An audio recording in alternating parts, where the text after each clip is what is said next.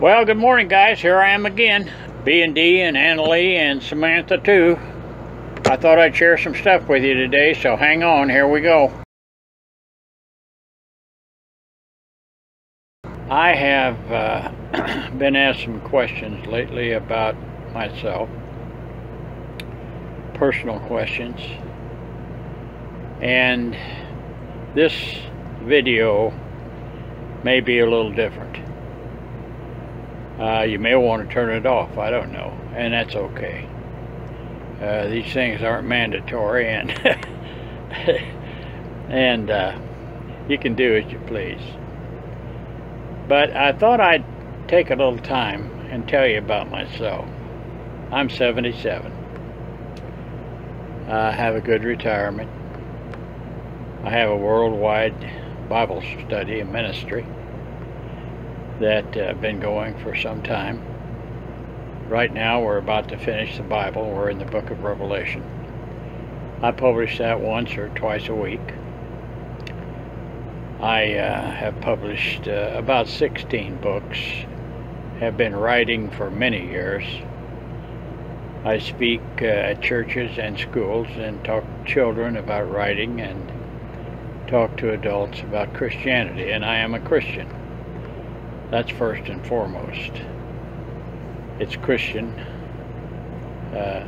God, my family, and my responsibilities.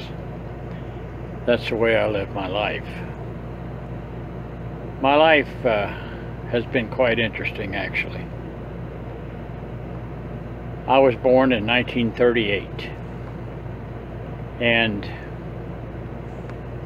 I remember a lot of things. I remember the milk freezing out the top of the bottle and popping the cap off. I remember seeing and chasing mule-drawn wagons where a man would throw a leather cover over his shoulder and grab a 50-pound block of ice and take it into a refrigerator or an ice box. My mother had one of those. I remember riding the old steamers across the continental United States to California as a youngster. Did that many times. That thing would belch black coal smoke and blow steam, and I can still remember the sound of that whistle as she'd come into a town or a station to pick up passengers or let off passengers. I remember all of those things. I remember my dear mother, who was 5'10", 4'10", having wooden blocks put on the accelerator and the brake pedal and the clutch pedal, and how she never allowed anyone to beat her across an intersection. An interesting story, she always drove Studebaker convertibles. And her and I were going across country one time to San Diego to see my father when his ship came in. He was in the Navy for many years. World War II in Korea, very highly decorated man. He was commissioned by the Secretary of the Navy to take bodies back after the war and preside over funerals. But I remember driving across country in that Studebaker convertible, and we were in New Mexico somewhere on Route 66, and a sudden snowstorm came up. And Mom couldn't see where she was going, so she pulled over to the side of the road. And we sat there for a while, and a big old auto hauler pulled up and stopped, and a man got out and came over and knocked on the window. And Mother rolled the window down, and he said, "Are you in trouble, ma'am?" And she said, "I just can't see the road." He said, "Well, there's a little town up ahead," and he said, "I'm going to pull up and start out." And he said, "You keep my taillights in sight." But he said, "Don't get too close, or you and that boy there will end up in heaven somewhere." So Mom said, okay, and she looked at him and said, "You're an angel." And he said, "No, ma'am, I'm just a truck driver." So we went on into town, and Mother paid about $2 for a motel, and that's another story. She never rented a motel room unless she could see it first, and it had to have a radio. Anyway, she told that man, "You're an angel." He said, "No, ma'am, I'm just a truck driver." And the dedication in one of my children's books called Angry Angel is a dedication to the truck drivers. Until the day my mother died, she believed that all truck drivers were angels. Just a little story of my mother and one of my experiences. But you know, as time went on, I grew up in a little town called Chula Vista, California, for the most part, and Crawfordsville, Indiana, for the other part. But as time went on, when I was about, 16, I found myself standing on a street corner in Chula Vista, California, watching my parents and my little brother drive away. And I was just standing there. Well, when that happens, you learn real quick who you are. You learn to grow up. And that's what I did. I went to work in a Shell filling station for a gentleman by the name of Charlie Booker in Chula Vista, California, for $1 an hour, changing tires and pumping gas, wearing that old Shell uniform with the bill cap on it like the policemen wear. And I worked 90 hours a week. And next to that filling station was a vacant lot. And there was an old car on that vacant lot, and I lived in the back of it. And I took baths in the filling station restroom and washed my privates in the filling station restroom. I only had one set. And when I get real hungry and wouldn't have any money, I'm ashamed to say that the grocery store that was 2 blocks down the street, I would occasionally snitch an apple. But you know, the grocery store manager knew that. He knew me. He traded where I worked. And he never said anything. Now, I didn't have a trouble with alcohol or marijuana or anything else, but I had dropped out of school. I didn't finish the 10th grade. And I was a ball player and an athlete. But you know, I never considered myself to be a loser or to be stupid. I never lost confidence in who I was. And in the back of that old car, one night, in tears, I think, if I remember correctly, I found God. Of course, he always knew where I was, and from that time to this time, he's never left my side. But time went on, and shortly after I'd been at that filling station for, I guess, a year, I joined the U.S. Coast Guard. And in going to the Coast Guard meetings, I moved back to Indiana. My father called and said, "Come home." So I came home. And I couldn't attend the meetings anymore, so I joined the Army and took my basic training at Fort Knox, Kentucky, and shipped out to Europe. And as a result of those 2 services, I have an honorable discharge from the U.S. Coast Guard and one from the U.S. Army, of which I'm very proud. But in the Army, I found that I really couldn't read and write too well. It's something that I just didn't pay attention to, like most kids. And so I determined to improve myself. And the first book that I bought to read was a Louis L'Amour Western. It had 198 pages in it. But I couldn't understand all the words, and so I went and got a dictionary, a Webster's dictionary, and about every other word, or every fifth word, or any word that I didn't understand, I would look up. So that's how I taught myself to read. And it wasn't long before I could read 3 or 4 books at a time and know where I was in every single one of them.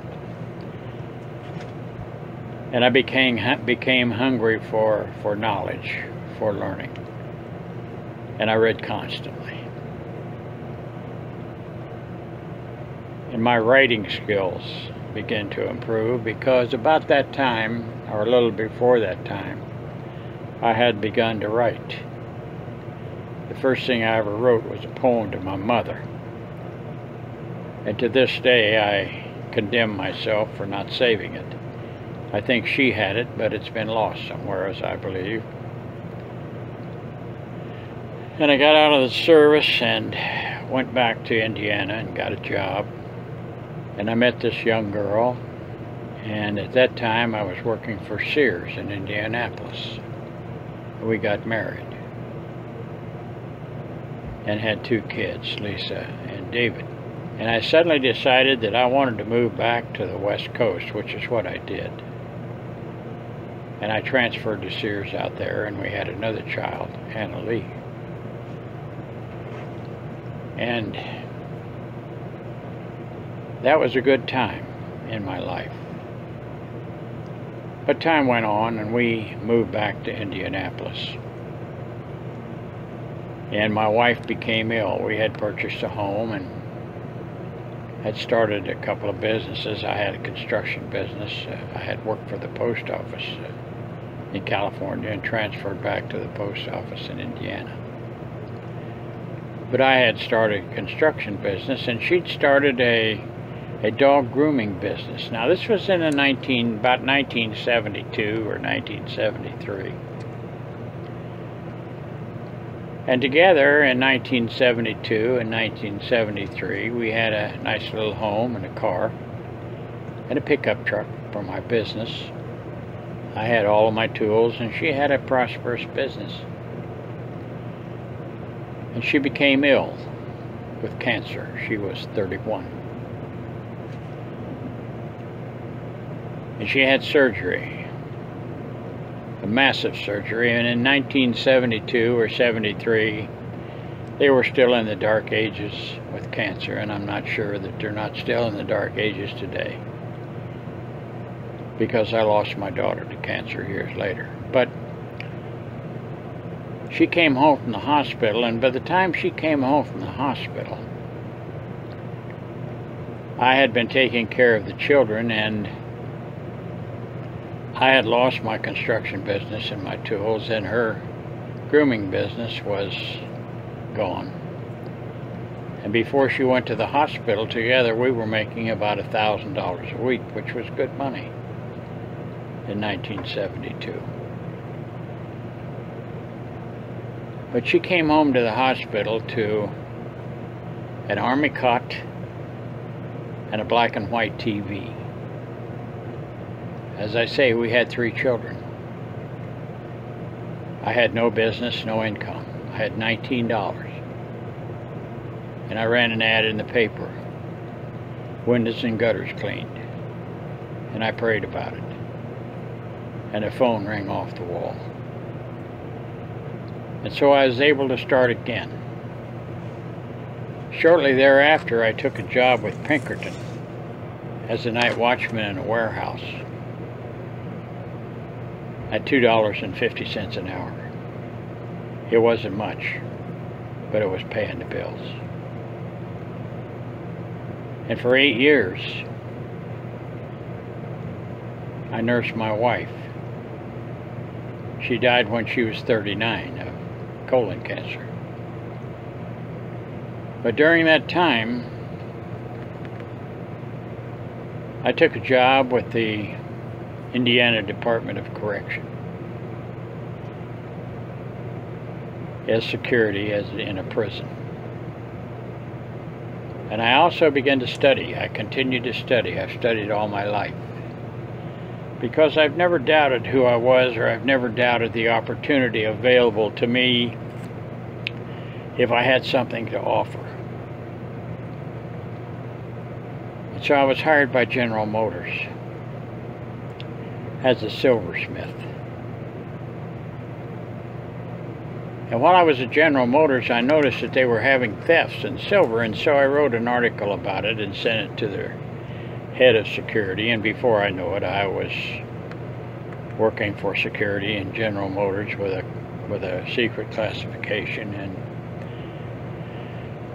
I worked there for 15 years and retired at the age of 53 with a pension and insurance, which was later canceled by General Motors. But I still draw the pension. After I retired from General Motors, I believe that was in '92, I went to work for the Catholic Church in Plainfield, Indiana. As a matter of fact, my wife went to work at the Catholic Church with me. She worked all one summer for nothing before they hired her, actually. And we took care of the school and the church. And we were there for 12 years. And during that time, I had, on different occasions, parishioners and even priests come to me and ask me to pray with them. And I could never figure out why. I just did not know, but I gladly did. It was an honor. And also during that time, I would have people in my own family and people that were not in my family call me to their bedside, their deathbed, and to pray with them. And again, I never knew why. I've never considered myself that worthy, but it was an honor. And so that's pretty much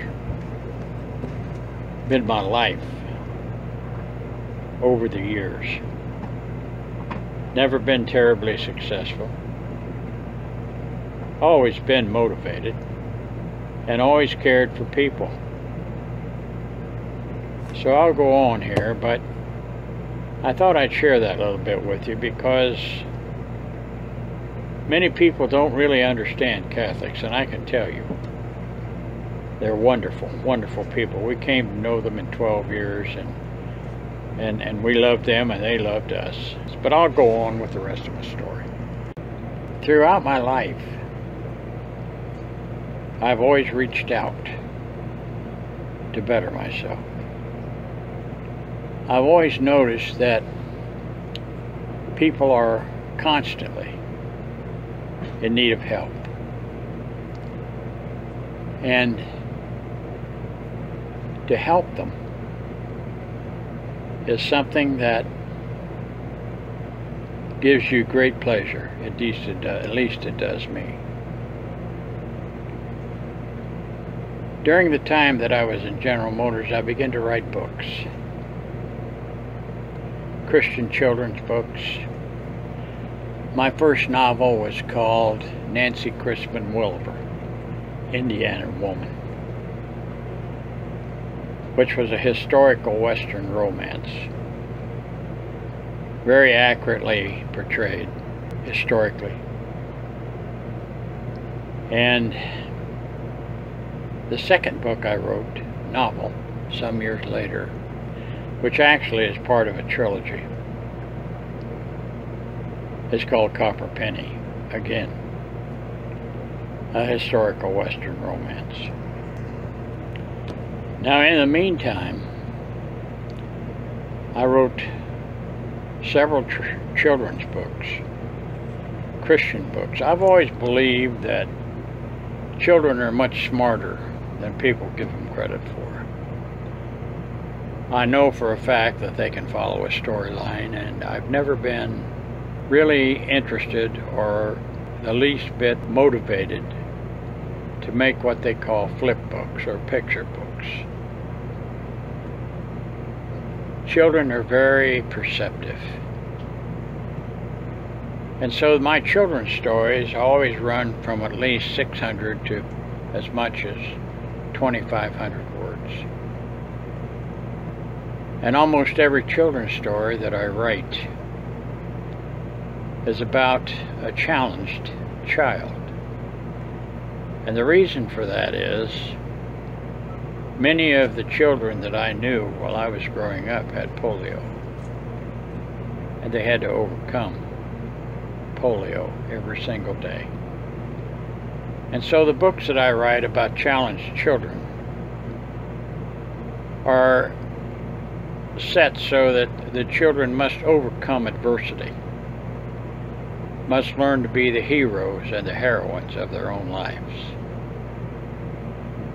And there's always a Christian message in there the way I write it, because they're uplifting.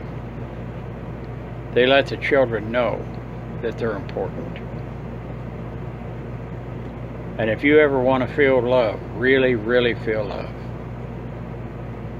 you have a challenged child give you a hug. If it doesn't bring tears to your eyes and joy to your heart, I will be very much surprised. So that's been my writing over the years, and I have a worldwide Bible study, as I told you before. And I've written Bible books. Almost every book in the Bible, or many of them, I have written books about. Some are paperback, some are what they call e-books. And when we finish Revelation, I will publish that in a paperback, and I will eventually, God willing, publish the entire New Testament in a paperback with my comments and commentary. Now, I'm being a common man. I'm not a scholar by any means, as I told you about my education.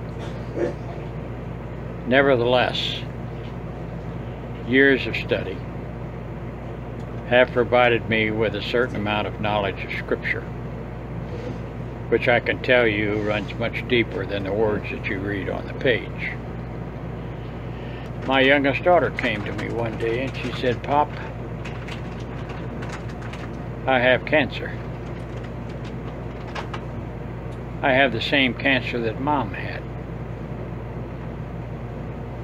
Well, my heart just sank, because I've buried a mother, father, sister, brother, wife, and daughter. And she said, "But I'll beat it, Pop." And so I supported her through that, and she was ill for 5 years. She came to me one day and she said, "Dad, I was taking a shower this morning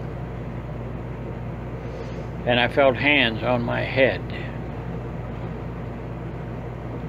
And I heard,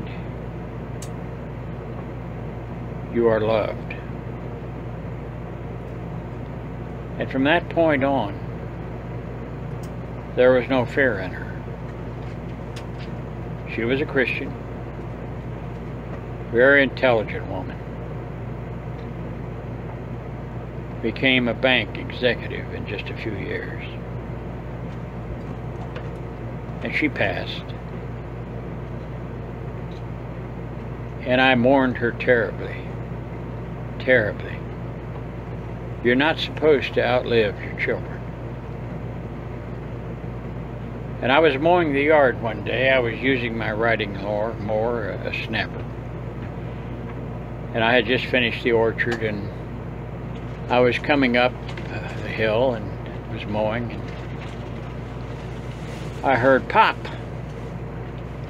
And I turned and there was no one there, and I heard it again, pop. So I turned the mower off. And I said, "Is that you, Anna?" And she said, "Don't worry anymore, Pop. I'm okay." And so I was able to heal from that. And so I can tell you from her experience and the experience that my wife related to me before she died, that there's a heaven. My wife, before she died, called me to her bedside and she said, "I have something to tell you." She said, "You've been a good husband." But she said, "I kneeled before him and he put his hands on my head and gave me a new name." Now my wife had been sick for 8 years. And I said, "What name did he give you?" And she said, "I can't tell you. I was told not to say anything." And a few hours later, she was gone. But she told me what heaven looked like. She told me of the colors, of the relatives that she saw, and on and on. We have more to talk about. I hope you're enjoying this. I know it's out of the norm, but I've been asked so many questions about my personal life and about my writing and about my Bible ministry that I thought perhaps that I would just share that with you today. After my wife and Donna and I had been married a couple, 3 years, we had a son named Jason. And he's the one with the brains in the family. Very artistic, very articulate, very stubborn. But, you know, out of all the children I've had, Lisa, David, Anna, Beth Ann, who lives in Indiana and has her own farm, and Jason, I've never regretted a minute of it. It's expensive to raise children, of course, as you know, but that's what we're for. That's what we need to do, is take care of our families. But time went on, and during the last 35 years I've written many books, most of which are available on Amazon.com under my name, Bernard Albertson. But just because you write books doesn't mean that you're going to be rich. An old man told me many, many years ago, writers write because that's what they do. A writer is compelled to write. And so we do. Those that become wealthy are selected by publishers that do a lot of advertising. It's all about money. But I find that writing Christian things, Bible books and children's Christian books, aren't going to make you rich. Nobody's dying in them. They are in the Bible books because, as you know,